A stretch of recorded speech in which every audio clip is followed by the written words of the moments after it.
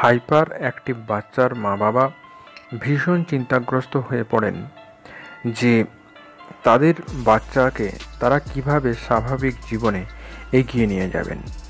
আসলে একটা বাচ্চার মধ্যে যখন অত্যধিক সক্রিয়তা লক্ষ্য করা যায়, কোনো সময় স্থির থাকতে চায় না, বেপরোয়া আচরণ করে, সেই বাচ্চাদের হাইপার অ্যাক্টিভ বাচ্চার শ্রেণীতে রাখা হয়। আসলে এই সমস্ত বাচ্চারা জন্মই নেয় প্রচুর শক্তি আশীর্বাদ নিয়ে, যে কারণে তারা সব সময় সক্রিয় থাকতে পছন্দ করে। আর সক্রিয় থাকাটা স্বাস্থ্যের একটা অবস্থা।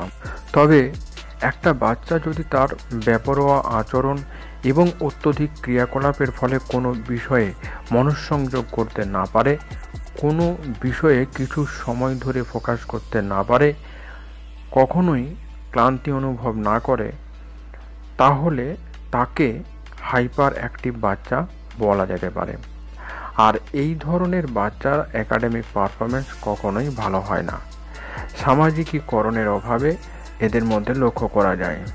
যৌথভাবে কোনো কাজে এরা সফল হয় না।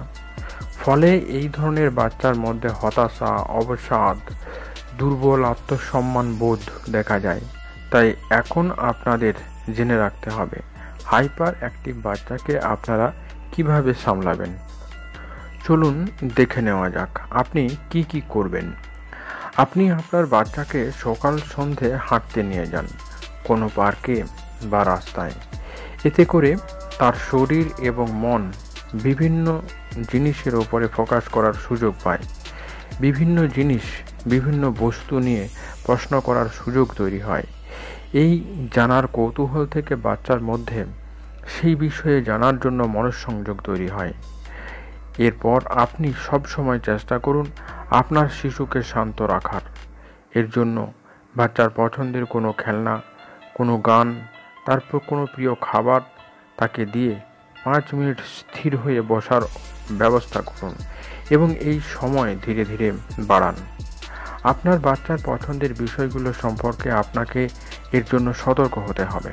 এরপর আপনি যেটা করবেন, আপনি আপনাকে ইনডোর এবং আউটডোর খেলায় উৎসাহিত করুন এবং সম্ভব হলে নিজে তার সঙ্গে যান। ইনডোর গেমগুলো অবশ্যই তার সঙ্গে খেলুন, যেমন দাবা, লুডো, ক্যারাম, বিভিন্ন ধরনের চেকার বোর্ডের খেলা। আউটডোর গেমে খেলতে গিয়ে এই সমস্ত বাচ্চারা আবার অন্য বাচ্চাদের আচরণের সঙ্গে নিজেদের মানিয়ে নিতে পারে না, ফলে বিভিন্ন সমস্যায় পড়ে।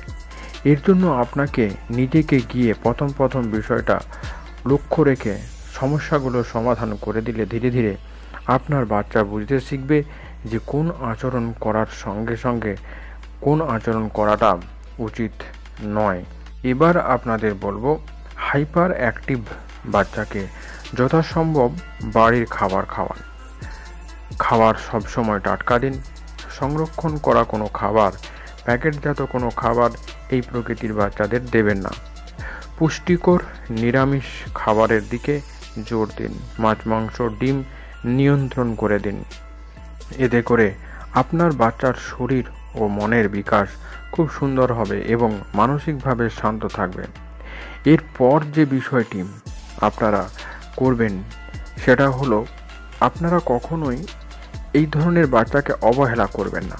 এদের প্রতিটি ক্রিয়াকলাপের সঙ্গে আপনার সতর্ক দৃষ্টি রাখা জরুরি, সেটা স্কুল হোক, খেলার মাঠ হোক বা নিজের বাড়ি। আর ভালো কাজে খুব প্রশংসা করুন, উৎসাহ দিন নিজের এবং আপনার বাচ্চার জীবনধারাকে প্রতিদিন একটা রুটিনে অভ্যস্ত করুন। এতে আপনার বাচ্চা শৃঙ্খলাবদ্ধ হতে শিখবে, তার উদ্বেগ এবং অস্থিরতা অনেকটাই কমে আসবে। আশা করি এই সমস্ত বিষয়গুলো আপনি যদি মাথায় রেখে চলেন, তাহলে আপনার বাচ্চা হাইপার অ্যাক্টিভ হলে অনেকখানি সঠিকভাবে এগিয়ে চলতে পারবে। আপনার সন্তানের সফল জীবনের কামনায় আজকের ভিডিওটি এখানে শেষ করলাম। কেমন লাগলো আজকের এই ভিডিও অবশ্যই কমেন্টে লিখতে ভুলবেন না। যারা এই চ্যানেলে নতুন তারা অবশ্যই চ্যানেলটিকে সাবস্ক্রাইব করে চ্যানেলের সঙ্গে থাকুন। সম্পূর্ণ ভিডিওটি দেখার জন্য অসংখ্য ধন্যবাদ।